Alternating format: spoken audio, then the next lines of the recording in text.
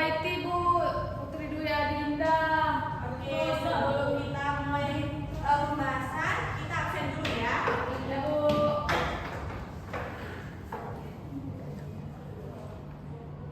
Nadia, Hadir Bu.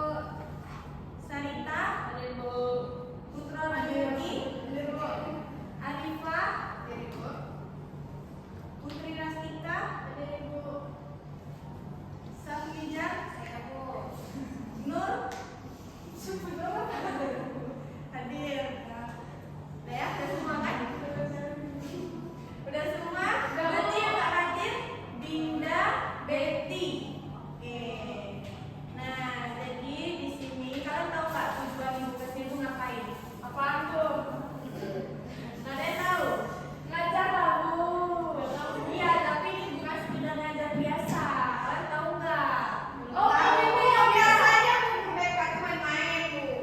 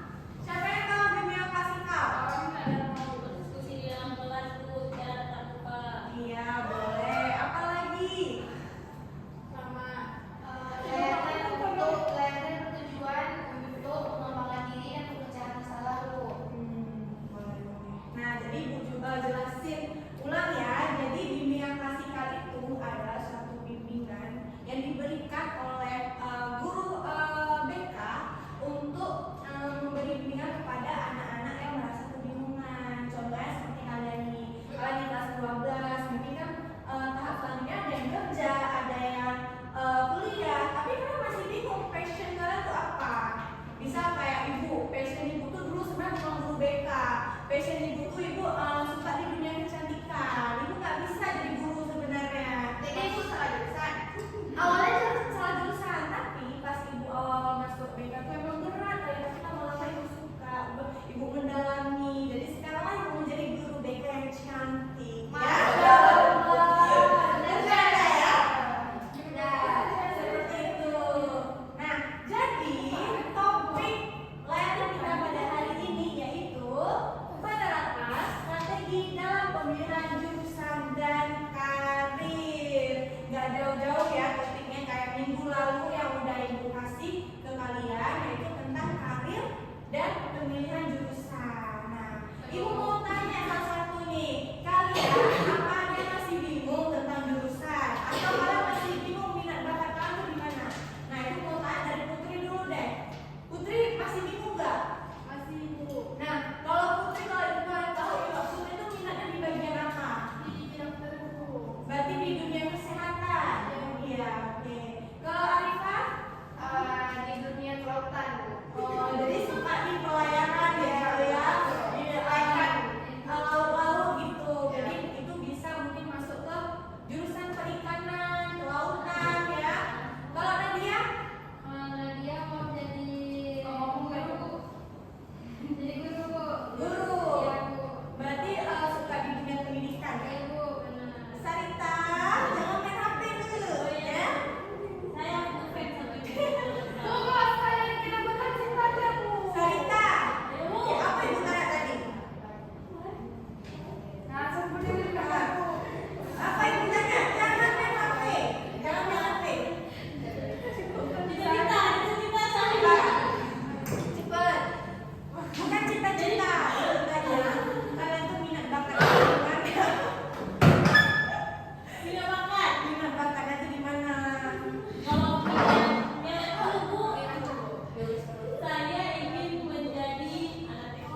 Berarti suka kita bisa kayak teknik ya bu.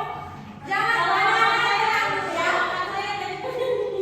Jadi teknik bisa kayak di mesin gitu ya, pertambangan gitu ya. Oke.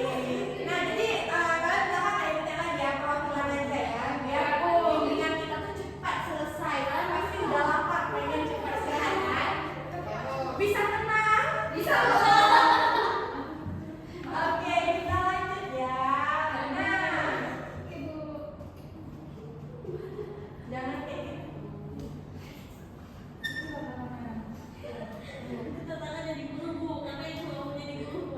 Nah, jadi yang pertama itu ada di self assessment atau penilaian diri. Nah, jadi di sini kalian yang masih bingung untuk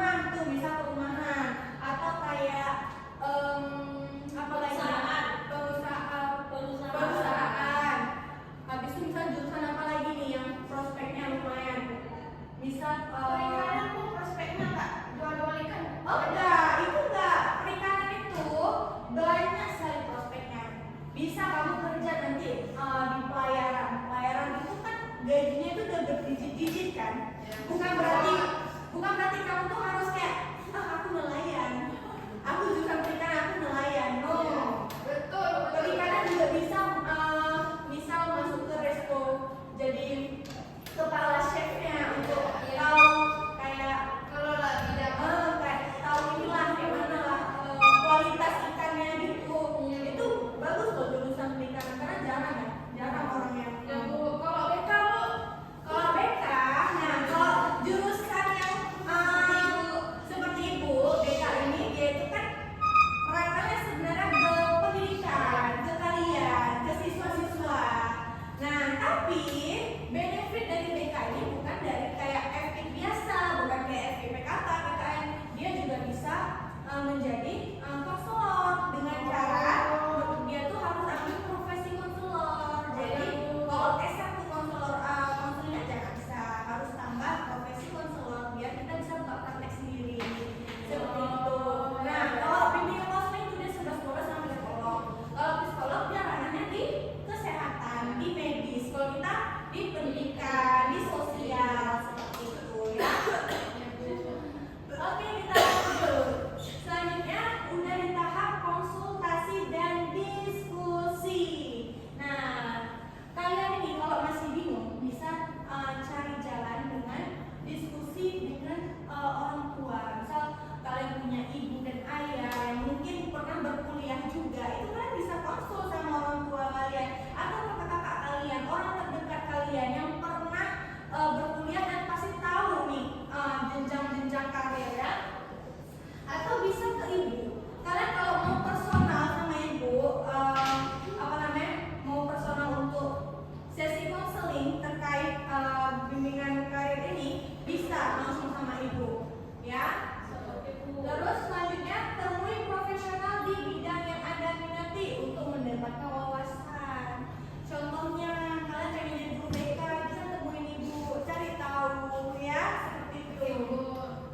Terus kalau pengen pokoknya kalian tuh intinya harus lebih banyak mencari tahu tentang jurusan yang kalian minati. Oke, lanjut lagi. Pertimbangkan keterampilan dan pendidikan tambahan. Identifikasi keterampilan yang dibutuhkan untuk jurusan atau karir yang dipilih. Jadi kalian harus cari tahu nih pilihan karir kalian tuh kemana ininya, kemana itunya seperti itu. Dan pertimbangkan apakah Anda perlu mengikuti kursus tambahan atau pendidikan lanjutan. Nah, ini yang perlu kita bahas. Misal kalian mau ambil kedokteran gigi, kedokteran gigi nggak mungkin ya. Kalau IQ-nya di atas rata-rata langsung bisa lulus. Cuman modal sekolah. Tapi kalau kalian merasa diri kalian ini belum mampu untuk mengambil kedokteran, kalian bisa tambah kursus atau bimbel. Kan banyak nih bimbel-bimbel SNBT untuk masuk ke PTN. Seperti itu. Jadi alternatifnya tuh bisa kalian tambahin kursus-kursus atau kalian cari tahu nih, cari tahu gimana tentang jurusan yang kalian minati. Karena kan sekarang udah serba canggih ya. Jadi kalian kalau searching di AI pun keluar semua tuh. Oke? Oke Bu. Nah, buat rancangan jangka panjang, tentukan tujuan jangka pendek dan jangka panjang terkait pendidikan karir. Nah, jadi dalam pemilihan karir ini, kalian tuh harus bisa mengukur jangka panjang dan jangka pendeknya. Jangka pendek gimana ya kalau aku milih ini? Jangka panjang gimana ya? Seperti itu ya. Terus siapkan rencana cadangan jika dalam pertama tidak berjalan sesuai harapan. Ya. Jadi kan sekarang kalau SNBT itu pemilihannya tuh kalau nggak salah itu ada 4 pilihan. Jadi kalian bisa pilih 4. Misalkan pengen kali jurusan pertama ini dokter, ambil dokter. Sisanya bisa ambil cadangan-cadangan yang sesuai, maksudnya kayak sama ya, satu ranah juga, satu ranah kayak keperawatan, anestesi yang bisa juga seperti itu. Atau psikolog kan sama-sama fakultas kedokteran. Oke, lanjut. Membangun jaringan profesional. Ini juga penting ya. Ini penting untuk relasi kita ya. Di mana-mana dunia ini ke depan next era kita perlu relasi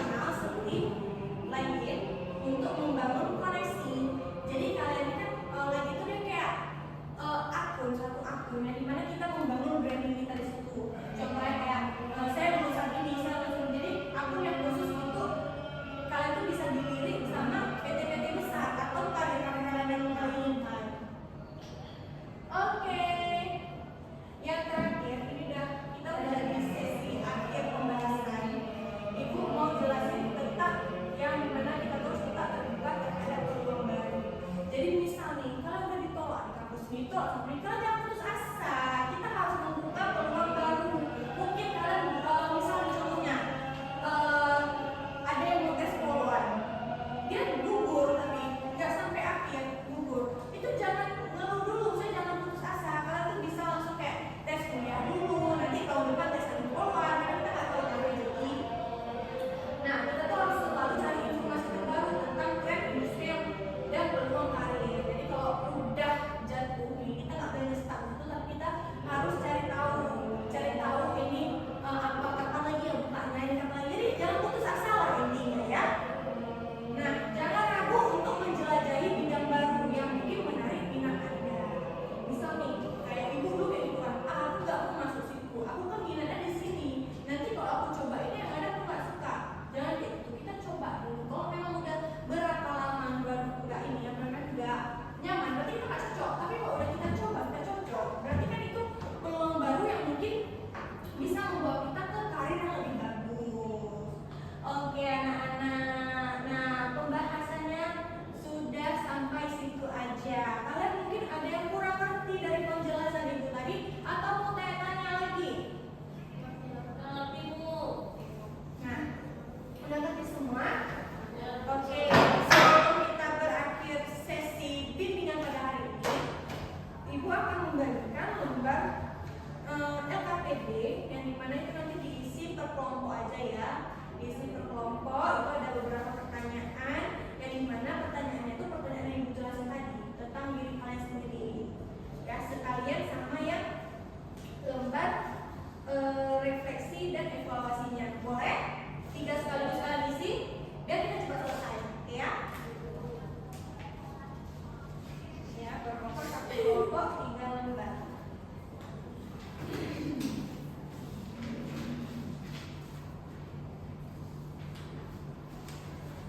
Putra bisa join ke sini aja dulu ya. Oke. Silakan ya main HP. Jadi itu kan ibu kasihnya 3 lembar. Ada lembar LKPD, refleksi dan evaluasi. Kalian bisa isi, ya, bisa isi sesuai dengan apa yang kalian dengar, sesuai dengan apa yang kalian rasakan, sesuai apa yang kalian lihat dari ibu. Ibu tunggu sekitar 10 menit, ya. Iya, Ibu.